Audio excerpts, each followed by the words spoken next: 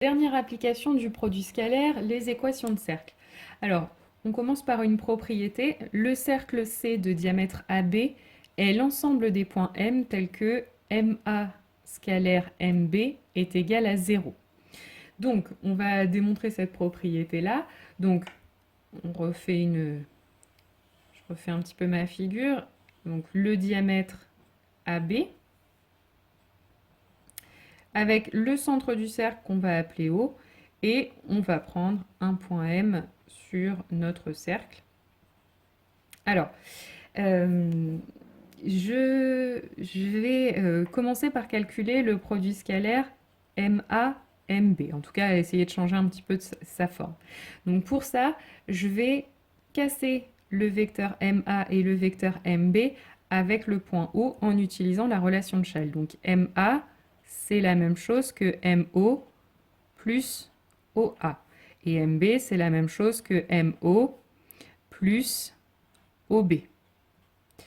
Mais si on regarde le vecteur OB, on voit bien que c'est l'opposé du vecteur OA. C'est le même vecteur, il est juste pas dans le même sens. C'est le même vecteur puisque AB est un diamètre du cercle, donc les deux vecteurs ont bien la même direction, ils sont sur la même droite, la même longueur, ils ont juste pas le même sens. Donc, je vais me servir de ça pour remplacer le vecteur OB par moins OA.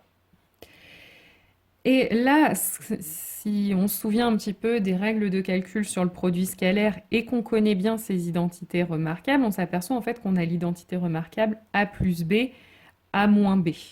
Et on sait que cette identité remarquable donne MO au carré moins OA au carré. Donc voilà ce qu'on obtient. Le produit scalaire, voilà ce qu'il vaut. Et donc, ce produit scalaire MA, MB, quand est-ce qu'il va être égal à 0? Il va être égal à 0 si et seulement si MO au carré est égal à OA au carré. Si ces deux quantités sont égales, quand on les soustrait, ça fait bien 0. Mais dire que MO au carré est égal à OA au carré, c'est la même chose que de dire que la longueur MO est égale à la longueur OA. Or, si la longueur MO est égale à la longueur OA, ça veut dire que le point A et le point O sont à le point A et le point M sont à égale distance du centre du cercle. Autrement dit, ça veut dire que le point M appartient au cercle. Donc on a bien démontré que un point appartient au cercle si et seulement si MA scalaire MB est égal à 0. Alors cette propriété, à quoi est-ce qu'elle va nous servir? Elle va nous servir à obtenir une équation de cercle de diamètre AB sans chercher son centre et son rayon. Alors on va faire un exemple tout de suite pour voir un petit peu comment ça marche. Donc déterminer une équation cartésienne du cercle C de diamètre AB avec A de coordonnées moins 1, 2 et B de coordonnées 1, 3. Alors, on vient de voir que un point M de coordonnées x, y va appartenir au cercle si et seulement si le produit scalaire MA, MB est nul. Or, ce produit scalaire, je vais le calculer. Alors, je vais le calculer en utilisant la formule sur les coordonnées des vecteurs. Donc, je vais d'abord calculer les coordonnées du vecteur MA. Donc, coordonnées de A, 1, 2, moins les coordonnées de M, X, Y. Et puis, MB va avoir pour coordonnées donc les coordonnées de B, 1, 3, moins les coordonnées de M, X, Y. Et donc le produit scalaire, je l'obtiens en faisant produit des abscisses. Donc moins 1 moins X fois 1 moins X, plus le produit des ordonnées. Donc 2 moins Y fois 3 moins Y. Et donc ce produit scalaire doit être égal à 0. Si je développe un petit peu tout ça, donc j'ai moins 1 fois 1, moins 1, moins 1 fois moins x plus x, moins x fois 1 moins x fois moins x, plus x au carré. 2 fois 3, donc plus 6, 2 fois moins y, moins 2y, moins y fois 3, moins 3y, moins y fois moins y, plus y au carré, et donc toujours égal à 0. Si je simplifie un petit peu ce qu'on a, donc je vais commencer par les x et par les x au carré en premier. Donc j'ai 1x au carré. Les x après, j'ai x et moins x, ça s'annule. Je passe ensuite au y, j'ai 1y au carré. Les y tout seul, j'ai moins 2y, moins 3y, ça me fait moins 5y. Et puis ensuite, j'ai moins 1 plus 6, donc ça me fait plus 5 égale à 0.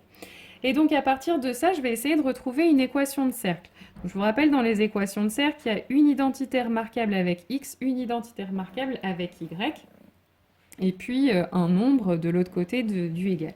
Donc là, l'identité remarquable qu'on peut faire apparaître avec x, bah, ça va être x moins 0 au carré. X moins 0, ça fait x, donc au carré, ça fait bien x au carré. Et par contre, avec les y, je vais avoir besoin d'une identité remarquable, donc qui commence toujours par y, moins parce qu'ici j'ai moins 5y. Et donc il faut se demander quoi mettre ici pour que quand je développe mon identité remarquable, je tombe bien sur moins 5. Alors, le bon nombre, c'est 5 demi, puisque quand je développe 5 y moins 5 demi, ça va faire y au carré, ça va faire y au carré moins 2 fois y fois 5 demi, et 2 fois y fois 5 demi, ça fait 5y. Et puis ensuite, je vais avoir plus 5 demi au carré. 5 demi au carré, ça fait 25 quarts. Le problème, c'est que ce 25 quarts, je ne l'avais pas sur la ligne du dessus. Donc, ce que je vais faire, c'est que je vais le soustraire pour que l'égalité reste toujours vraie. Et enfin, je le disais, j'ai mes identités remarquables et les deux nombres qui vont me rester, là mon moins 25 quarts et mon plus 5, je vais les additionner ensemble et surtout je vais les passer de l'autre côté. Et ça donne 5 quarts. Donc voilà, j'ai obtenu l'équation cartésienne du cercle de diamètre AB sans avoir besoin d'aller chercher son centre et son rayon. Alors pour terminer, une petite remarque, c'est que si mon vecteur MA et mon vecteur MB ont pour produit scalaire 0, qu'est-ce que ça veut dire? Ça veut dire que MA et MB sont orthogonaux. Et donc, qu'est-ce qu'on retrouve? On retrouve une propriété que vous avez déjà vue sûrement au collège, c'est un point M distinct de A et B appartient au cercle de diamètre AB si et seulement si le triangle ABM est rectangle en M.